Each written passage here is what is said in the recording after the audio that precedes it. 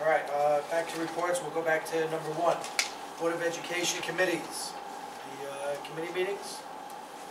I just went to one last night. We started, what was it? Okay. Budget Advisory Committee is a board committee. Facilities Advisory Committee is a board committee. Health and Safety is a board committee. I haven't been to the And Policy, right, is a board committee. Okay. So, but we have community committees, so Well, I'll if you'd like get to to talk that about... during the Okay. board time. Okay. All right, number 2, Dr. Adams. Okay, well, we did have a board committee kickoff last night. Under Mr. John Allen's leadership, we have put together, and tonight you approved the members of the Facility Advisory Committee, which will be working together over the course of the next year or so to put together a bond referendum for the things that we need to make sure our buildings are in good repair and moving forward into the future for our different programs that we're working on.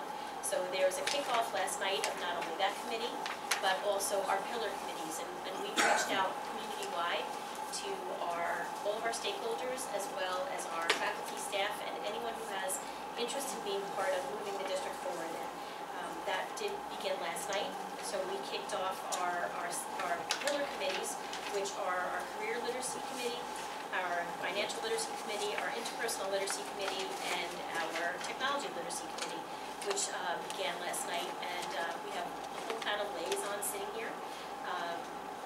I think it was a good night. We talked about making sure that we were looking at research-based programs in order to implement things that were always in a cycle of improvement in the district, because education changes just like every other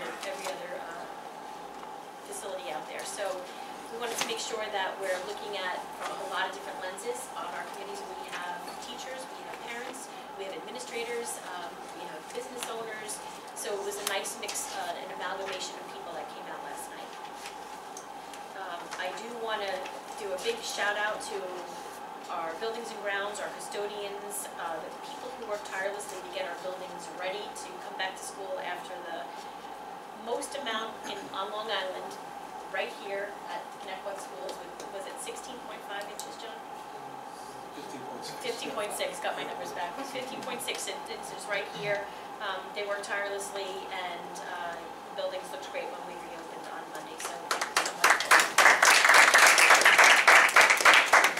I do want to do a little bit of a shout out to the girls' track and field team.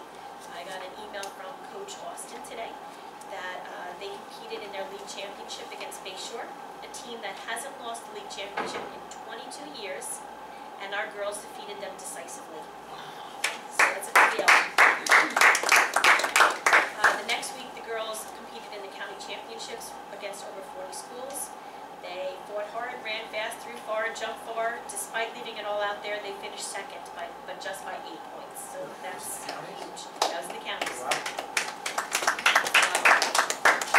Deserve a round of applause. We're going to bring them all in. We'll give them a real big round of applause. They were the state qualifier meets, and we had Brittany Curtin threw a school record in the shot put and qualified in 3rd to go up to the states. She's the favorite also to win the heavy throw this Thursday, so we'll have more reports next time and make her the most successful thrower in the county. Kelly Aoka continued her dominance in cross country, winning the 3,000 meter by over 3 seconds and just missing her own school record. Emma McLaughlin, she's only a sophomore, ran past 2 veteran athletes to earn a spot in the 300 meter. And Brianna Padula qualified for the state championships in 3 separate events: hurdles, triple jump, and 300 meters. Her hurdle race made her the fastest public high school hurdler in the state. So that's really exciting to get that kind of input, feedback from Coach Austin. And finally, just for the board to take a look at, in your packet is something that was brought up, because we're now in the 300 policies, and 2 of the things that we're looking at as a committee are the school board member professional standards, as well as the school board member self-evaluation of professional standards. And I'm eventually going to ask you to look these through and see if this might be a workshop that you wanted to work with Deb Murphy on looking at these and amending these in order to bring them back to the policy committee. These are exhibits, so it's not something that you actually adopt, but I thought it would make sense to, since we were working with Deb Murphy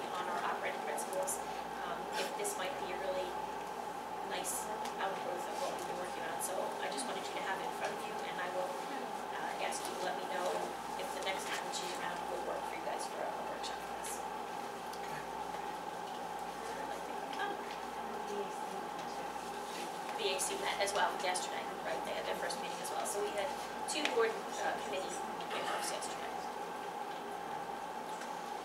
Administrators, you want to talk about your kickoffs yesterday? Just a few